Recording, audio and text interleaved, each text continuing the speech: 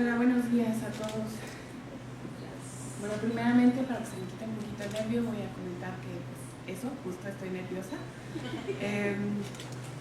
Digamos que este es como mi ensayo para mi examen de grado de la maestría. El trabajo que les voy a presentar, de hecho, es mi trabajo, mi proyecto de grado de la maestría en terapia familiar sistémica. Es un trabajo que justo surgió de una curiosidad que empezaba desde que yo estaba a nivel licenciatura aprendiendo la terapia familiar. El modelo o la forma de trabajo que yo había conocido hasta antes de la terapia sistémica pues era este modelo en donde únicamente en un consultorio encontrábamos un consultante, al terapeuta y nada más. Cuando yo comienzo a conocer el enfoque sistémico, pues justamente el modelo que se presenta aquí en Zaragoza es que hay un equipo, hay un espejo, está la cámara de Gesell, que es este espejo que permite ver de un lado, del otro no se puede ver. En el lugar en donde se puede ver, pues justamente está el equipo tratando de observar lo que hace tanto el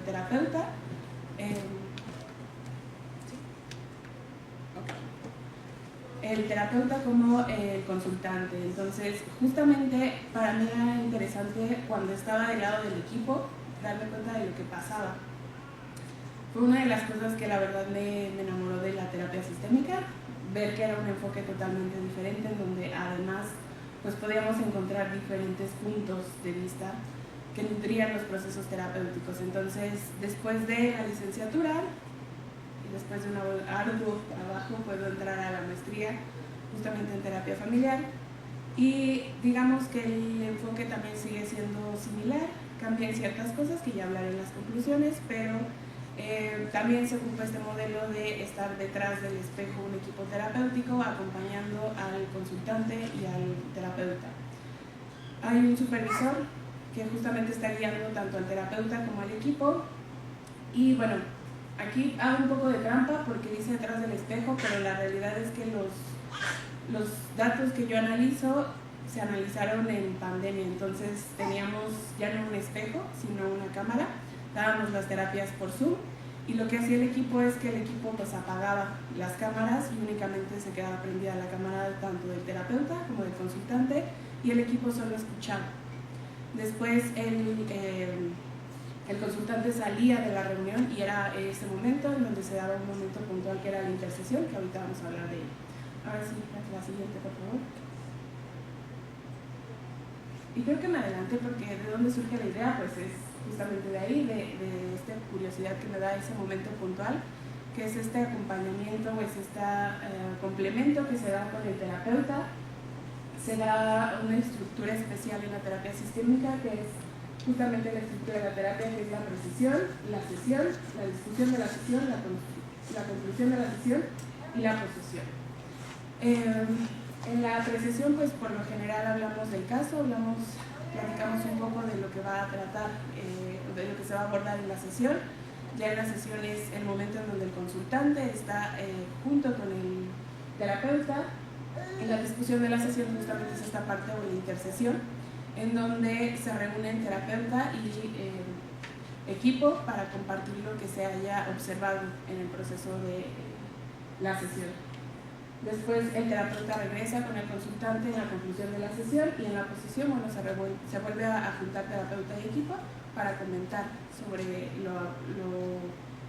la devolución del mensaje. Entonces, para mí era importante justamente indagar qué pasaba ahí, qué era lo que estaba ocurriendo en ese momento puntual. La siguiente, por favor. Y pues me fui a la revisión de la literatura para tratar de indagar qué se había hecho.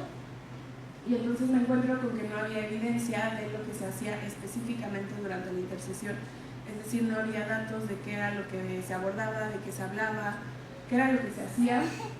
Y lo pude encontrar como pausa, intercesión o discusión, pero en ninguna de ellas encontré un trabajo que nos hablara de lo que pasaba adentro, qué podíamos escuchar, cuáles eran los comentarios que hacía el equipo, qué dirigía el supervisor. En el mensaje también traté de analizar, de buscar, si había resultados relacionados con la construcción del mensaje final y encontré solo uno, que hablaba justamente de devoluciones, que podíamos entender como mensaje final, mensaje, cierre de sesión o devolución, pero era únicamente ya el producto, lo que se le presentaba al consultante, pero no nos explicaban qué era lo que ocurría en ese momento, cómo es que se llegaba específicamente a la devolución, al mensaje que se entregaba. La siguiente, por favor. Y entonces, pues justamente me fui hacia los antecedentes que me podrían ir guiando tanto a nivel epistemológico como para entender un poco cómo había funcionado la parte de los equipos en la terapia sistémica. Y justo lo que comienzo a notar es que, bueno, es algo que ya sabía, pero tanto la terapia, los antecedentes de la terapia sistémica, específicamente las aportaciones de Bateson al grabar, al videodocumentar, son como ese primer acercamiento hacia tener de una forma la observación hacia el fenómeno. Y justamente el primer equipo de terapia es la terapia de Milán, que se acerca a proponer un equipo de un modelo de equipo terapéutico, que es de 2 hombres y 2 mujeres. Y ellos plantean también la estructura de las sesiones. Después, con el paso del tiempo, cada una de las escuelas terapéuticas pues fueron adaptando la forma en la que el equipo terapéutico pues se iba poniendo en práctica. Esto con la evolución no solo del concepto de cibernética de primer orden, que era, pasamos de sistemas observados a sistemas observantes, es decir, ya nos consideramos que el observador no es externo al sistema, sino que también lo que haga, en este caso el terapeuta, va a tener injerencias en lo que ocurra entre el consultante y el equipo. Entonces, la cibernética de segundo orden también de sistemas observantes pues también empieza a cambiar la manera en la que empieza a ser mirada la terapia, empieza a ser mirado el equipo, y eso junto con la posmodernidad, el postestructuralismo, pues también dio la pauta para que los equipos terapéuticos fueran transformados. La siguiente, por favor. Y bueno, puntualmente, ¿qué es la intercesión? Bueno, pues son Palazzoli, Boscolo, Chiquinplata la definen como terapeutas y observadores discuten la sesión y deciden cómo estudiarla. También tenemos que antes de concluir la sesión y al margen de las anteriores interrupciones de la entrevista, se reúnen de nuevo los terapeutas y terapeutas, para discutir. Se discute información obtenida, se corrige o se confirma la hipótesis y se diseña la intervención final sobre la familia si se cree conveniente.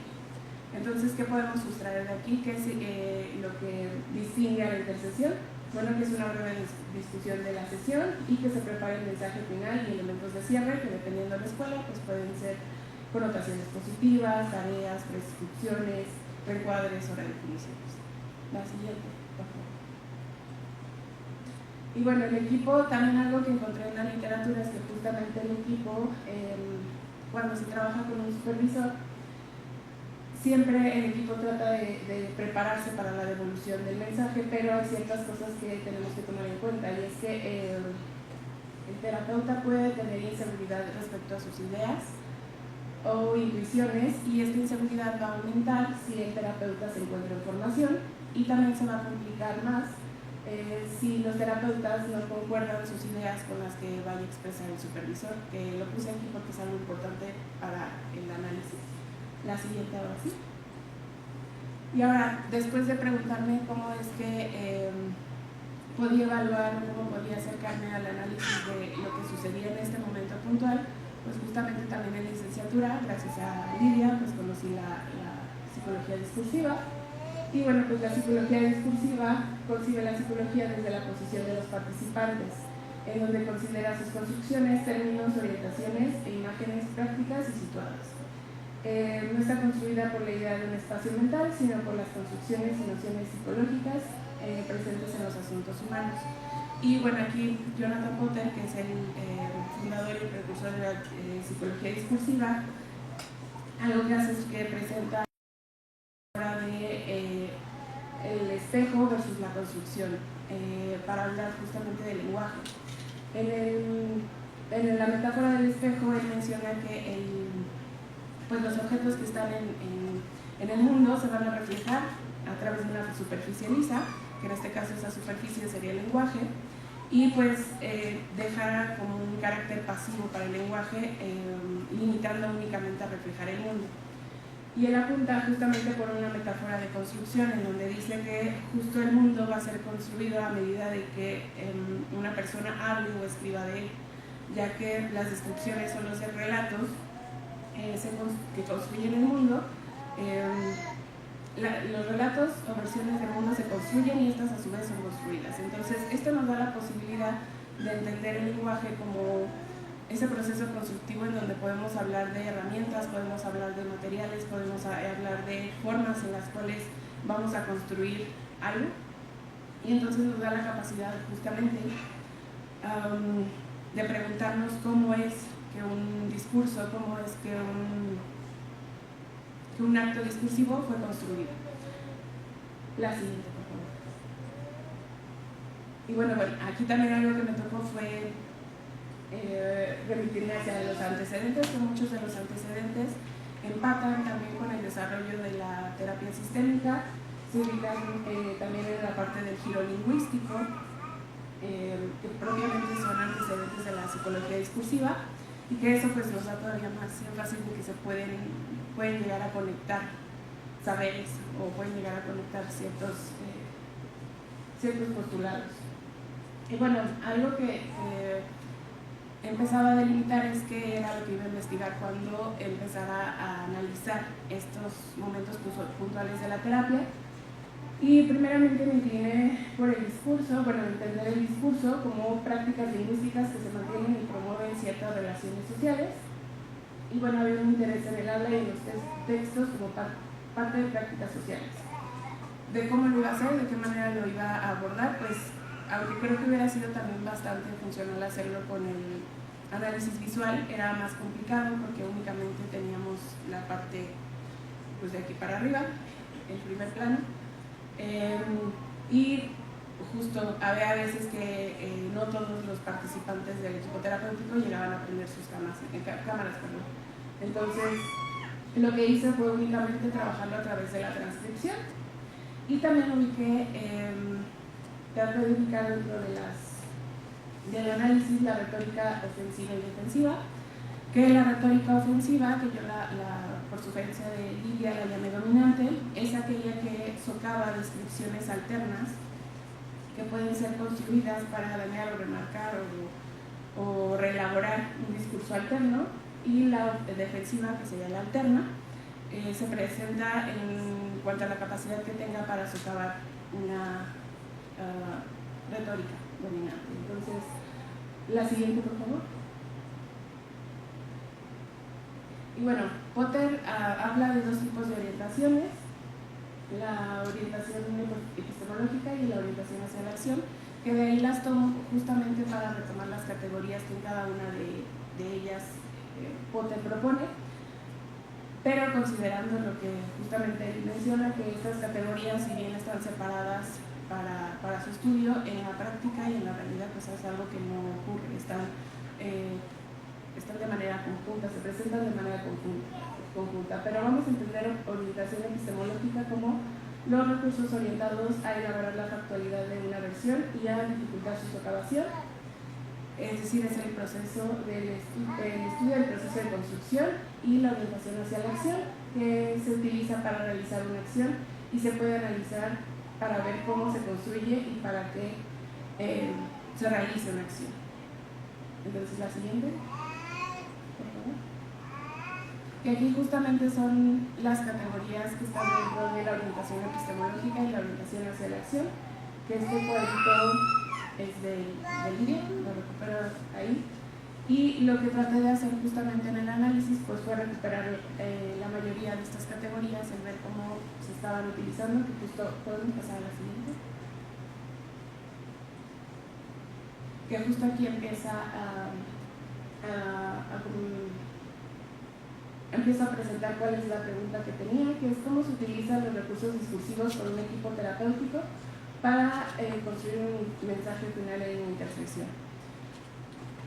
Aquí algo que me gustaría decir es que cuando empiezo el análisis sí empecé a ubicar cómo es que se utilizan estos recursos discursivos o estas categorías discursivas, pero ya un poquito cuando comencé a hacer el análisis un poco más a profundidad, que pude tener cierta orientación también de Lidia, pudimos notar que había otros elementos que también nos hubieran dado un poco más de información, que de hecho sí recupero un poco y les quiero presentar. Pero el uso en sí de las categorías ya me reportaba a mí ciertas contribuciones para la práctica, que podemos pasar a la siguiente. Que fueron 3 casos los que analicé. El caso que voy a tomar es el caso de Fabiola, que es una mujer de 26 años, médico de profesión, que aquí justamente el caso era que ella tenía una dificultad con la familia de su expareja y ella tenía justo el conflicto de cómo llevar el proceso de tanto de divorcio como de trabajo con su expareja para educar a su hijo. Entonces, la siguiente, por favor. No se ve y me hubiera encantado que se viera porque lo que quería mostrar en la transcripción es que... que lo que pude notar, nada más de dar un vistazo así de manera general a la transcripción, es que en los turnos de habla se puede ver que la persona que tiene como mayor participación, tanto en contenido como quien dirige el proceso de construcción de este momento, es la supervisora. Entonces, únicamente también se ve ahí como con mucho más, en este caso, la terapeuta que responde, pero ahorita vamos a ir viendo de qué maneras son las que responden. Si podemos pasar a la siguiente. Y bueno, aquí lo desmenuzé en 3 elementos, que es retórica, orientación epistemológica y orientación hacia la acción. La retórica, por tiempo, me voy a ir solo con un ejemplo de cada uno, pero la retórica dominante pues apuntaba a tratar de hacer ver tanto a la terapeuta y por ende a la consultante que justo había una idea que se habían impuesto y se habían aliado, afectaba la evaluación que ella estaba haciendo y que no se podía hacer nada con esa idea, por lo tanto sugerían cambiar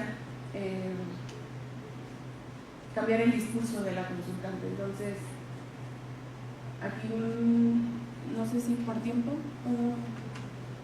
¿Sí? Gracias. Me voy a detener más en orientación epistemológica porque justamente aquí es uno de los pocos puntos en donde no aparece con tanta presencia la supervisora, pero sí aparece miembros del equipo terapéutico, en este caso el miembro del equipo terapéutico hombre, que lo que utiliza es un enfoque cero o omnisciente, que es un tipo de posicionamiento en donde la persona que está hablando pareciera que conoce los pensamientos o sentimientos de la otra persona. Y justamente lo hace al mencionarle, me refería a la explicación de que ella no se da cuenta, de lo que ocurre en la realidad, como si él supiera justamente si es que se está dando cuenta o no la consultante. Dentro de esto mismo, el terapeuta, el miembro del equipo terapéutico, lo que hace es que se vacuna, porque dice, ella lo interpreta porque todo se trata de ella, si no sé en realidad qué será lo que está sucediendo, no tengo ni idea. Primero dice que ella lo interpreta todo porque todo se trata de ella, pero después dice que no sabe, entonces justamente lo que hace es vacunarse respecto a lo que está explicando.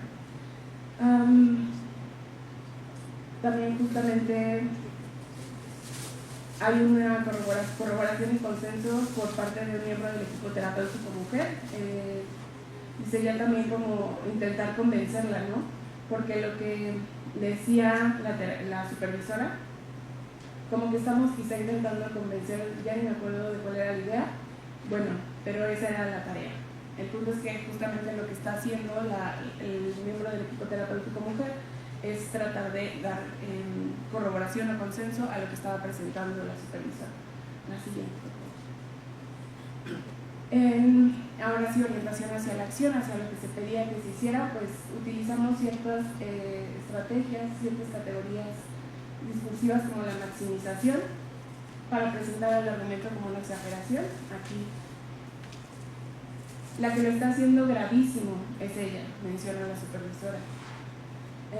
También para presentar o evidenciar extrañeza o anormalidad se presenta una estructura de contraste por parte del miembro del equipo terapéutico hombre, que justamente lo que hace también es consensar lo que está diciendo la supervisora, que me parece extraño pedirle a un niño de 7 años que tenga la visión de gratitud equilibrada.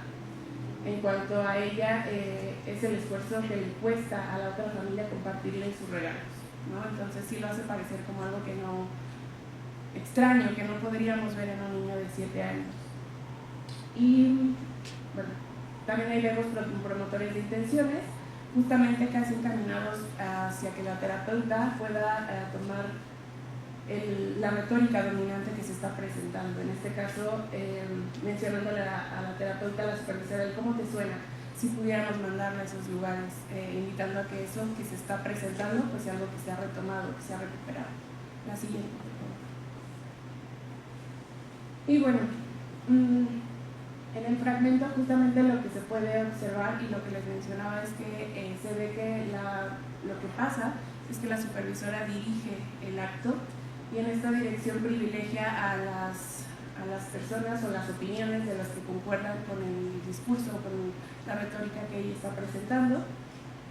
También se puede identificar que uno de los actos es la desacreditación hacia la terapeuta por parte de una posible alianza que según se menciona por parte de la supervisora que se realizó con la consultante cuando no necesariamente era ella. Bueno, podemos ubicar también que hay ciertos consensos que son compartidos por la mayoría de los terapeutas, que aquí sí, pensando en lo que se habló en la ponencia anterior, no sé, tenían que ver con hombres, eran mayormente hombres los que tenían ese consenso. Y también se aprecia que la supervisora planteaba la idea de ver los actos como parte de algo que debería agradarle a la consultante y desde un enfoque cero. Lo que habíamos hablado del enfoque cero es que sabemos con certeza piensa o siente la otra persona, entonces que la consultante debería hacer como madre o como tendría que mejorar su internado. La siguiente, por favor.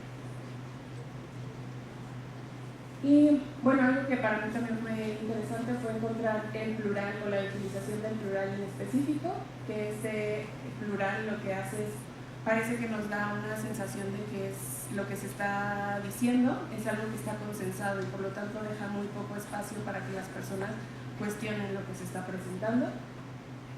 Y aquí lo vemos. Si es que pareciera que le estamos intentando convencer de que no compita. Ajá.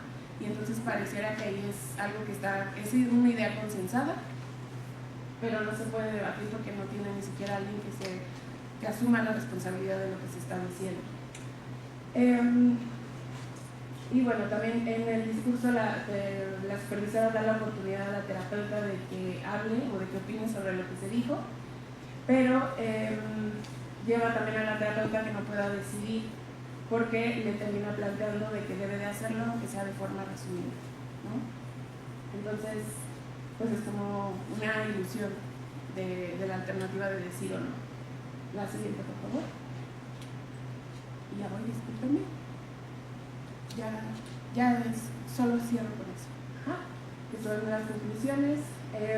Digo, dentro de las conclusiones, creo que lo voy a hacer más así respecto a lo que pude observar yo, porque justamente esa terapeuta de la que estaba hablando pues era yo, básicamente. Entonces, lo que yo me puedo dar cuenta al hacer el análisis de estas intersesiones es que primeramente no encuentro un modelo terapéutico que pueda reconocer, es decir, en la intersesión no veo que alguien esté parado o pocos son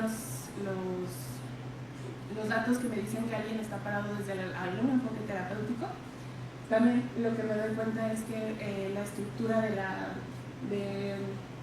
la sesión pues tampoco tiene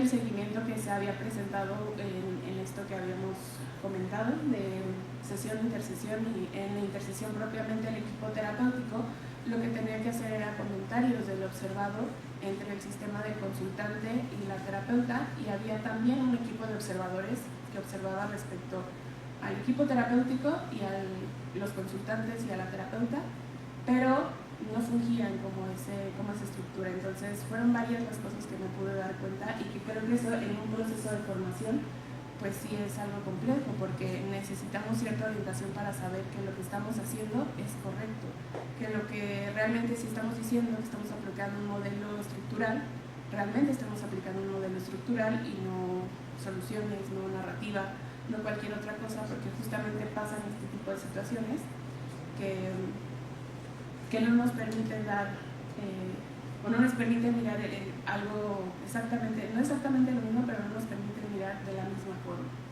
Entonces, creo que aquí el punto clave con el que me quedo es tener una reflexión crítica de nuestras prácticas y bueno, con eso es con lo que yo sé. Muchas gracias.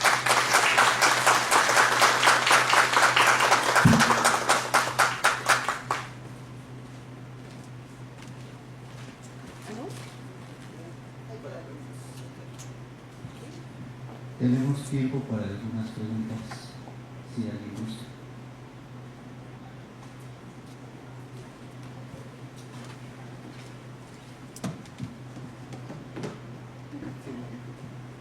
Bueno, gracias. Muchas felicidades, Jessica, por este trabajo. Me gustó mucho la parte donde hablas de la intercesión, tu búsqueda de literatura, la dificultad para encontrarla. Bueno, yo te comparto que la poquita que he visto está en inglés, casi no hay en español, y está centrada más en la supervisión y mostrar qué es lo que pasa. Tú me haces ver, tú ahorita me comentas, me haces ver que no hemos aprovechado tanto como debiéramos o con las posibilidades que ahora tenemos. O sea, antes del siglo, a mitades del siglo pasado, esta idea de que un equipo de profesionales dieran la práctica porque era dominado por el psicoanálisis era casi imposible, era muy difícil y difícilmente en la academia se aceptaba. Fue después de ahí que se empieza a reconocer, como tú comentas, pero me llama la atención esto que tú estás identificando, que ahorita en maestría no tenemos claridad sobre desde qué enfoque estamos hablando, cuál es este formato que estamos utilizando, cuáles son los beneficios que puede aportar a los profesionales. Y la parte de reflexionar sobre la práctica me parece muy importante, pero ¿qué tan lejos estamos? Esa es mi pregunta. Desde tu punto de vista de lo que has leído, ¿qué tan lejos estamos de efectivamente retomar estas ideas iniciales de que un equipo de profesionales pueda ver la interacción y pueda hacer comentarios que retroalimenten no solamente la teoría, sino la propia práctica y los procesos de entrenamiento? Y hasta donde yo sé, estás tomando la maestría en uno de los centros de formación más importantes, le voy a llamar así, en México, como aquí también en la FES Zaragoza, precisamente porque hay este tipo de procesos donde hay supervisores, hay compañeros, se están observando, tienen la posibilidad de hacer comentarios sobre el trabajo del otro, pero ¿qué tanto nos falta para seguir recuperando todas estas opciones y crecer y retroalimentar en cuanto a la teoría y la práctica desde ahí, desde donde estás? Espero no haber hecho muchas bolas. No. Gracias. Creo que sí entendí. Ya ahorita yo ya no me encuentro, hace 2 años terminé el posgrado, pero yo creo que lo que haría falta justamente es hacer este tipo de análisis para poder caer en cuenta de lo que está ocurriendo, porque creo que a través de eso es que podemos demostrar que está ocurriendo y que no nos damos cuenta de qué está pasando con nuestra formación teórico y práctica, porque a lo mejor yo podría sí sentirme conflictuada de saber que no estaba recibiendo retroalimentación con el mismo modelo que yo estaba aplicando, al mismo modelo que estaban viendo tanto la supervisora como mis compañeros. Me podía llegar a sentir conflictuada, pero no tenía como la evidencia para decir es por esto, aquí es donde noto que pasa esto, en esta estructura está esto, y entonces podríamos ya empezar a cuestionar cómo es que se están llevando a cabo los planes y los programas, porque creo que algo que debería de existir es que, como estamos en formación, el programa que nos estén enseñando a nivel teórico sea el que se nos enseña a nivel práctico, y entonces que todos aprendamos a mirar desde ese mismo enfoque, aprendamos a argumentar desde ese mismo enfoque, porque entonces así sí estaremos haciendo algo congruente, que es llevar teoría y práctica a favor de los consultantes, que creo que eso es muy importante. Entonces, creo que para que eso suceda, pues vuelvo a esto mismo, que haya estos ejercicios analíticos, pero además creo que debe de haber disposición de, pues justo de los encargados de estos espacios, que sé que somos privilegiados porque no en cualquier espacio que aplique la teoría sistémica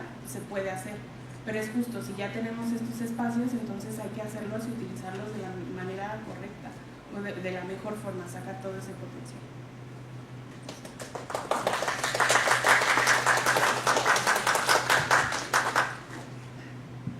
Hola, buen día. Primero te felicito por lo fácil que lo explicaste. Yo apenas me estoy adentrando dentro de este enfoque, estaba en otro, pero ahora estoy en este. Y justo por eso te quiero preguntar, en el análisis del discurso se reflejan las acciones, tanto de, bueno, las acciones de los involucrados dentro de la terapia, y digamos, si esto es cierto, también se podría aplicar a otros enfoques, por ejemplo, el cognitivo-conductual. Me refiero que si nosotros transcribimos la sesión, podemos ver cómo es la relación terapéutica y la podríamos mejorar en las siguientes sesiones. Es mi pregunta. Pues yo diría que sí, o sea, finalmente la psicología discursiva fue la herramienta analítica, aunque tenían muchas cosas que podían compartir con la terapia sistémica por los momentos en donde empieza el desarrollo, por ejemplo, a la posmodernidad de las escuelas. Entonces, justamente un enfoque para analizar. Entonces, sí podría permitir que cualquier otro enfoque, como el psicoanálisis, la terapia cognitivo-conductual, cualquiera pueda ver qué se está haciendo, qué se está diciendo y qué se quiere promover con lo que se está diciendo. Entonces, yo diría que sí. Una última pregunta.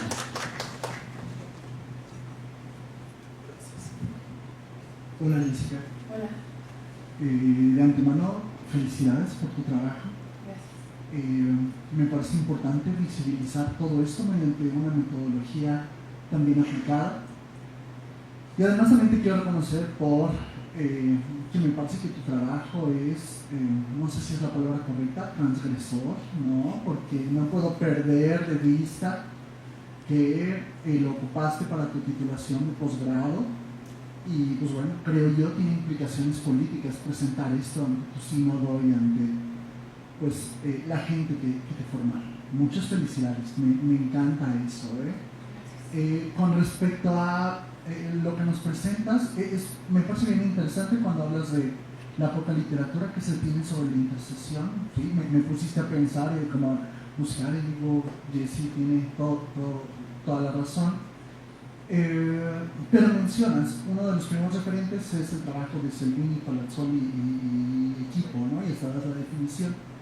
Ellos, bueno, marcan como un esquema básico de lo que hacían ellos en aquel momento. Mi pregunta puntual es, ¿qué diferencias encuentras o llegaste a encontrar entre lo poco establecido en la literatura sobre lo que se hace en la intercesión y lo que hacen en estos campos clínicos? Okay. Es que creo que el problema es que justo viene una definición del libro, que es, vamos a hablar de la sesión, o si notaste la definición que Dan Prata es muy corta, entonces ahí puedes dejar mucho campo a la interpretación de qué es eso de hablar de lo que ocurrió en la sesión, porque hablar puede ser dar un comentario, puede ser dar tu opinión, puede ser hacer más preguntas de lo que ocurrió, de por qué un terapeuta hizo o no hizo. Entonces queda muy amplio y por eso creo que justamente el visibilizar qué se está haciendo, o sea, cómo sabemos que sí estamos haciendo todos un poco lo mismo en estos espacios, porque tuve justamente la experiencia aquí en Zaragoza y en Iztacala de conocer cómo eran esos espacios, esos momentos puntuales, y sí son distintos. Entonces justamente es como, ¿qué puede dar la guía de decir, aquí sí se está haciendo esto que es una intercesión y aquí no? Pero creo que es únicamente a través de visibilizar qué está ocurriendo ahí, porque es justo es detrás del espejo y nadie ve lo que pasa, nadie escucha lo que pasa. No sé si justamente en tus procesos grabaron justo lo que pasaba en la intercesión.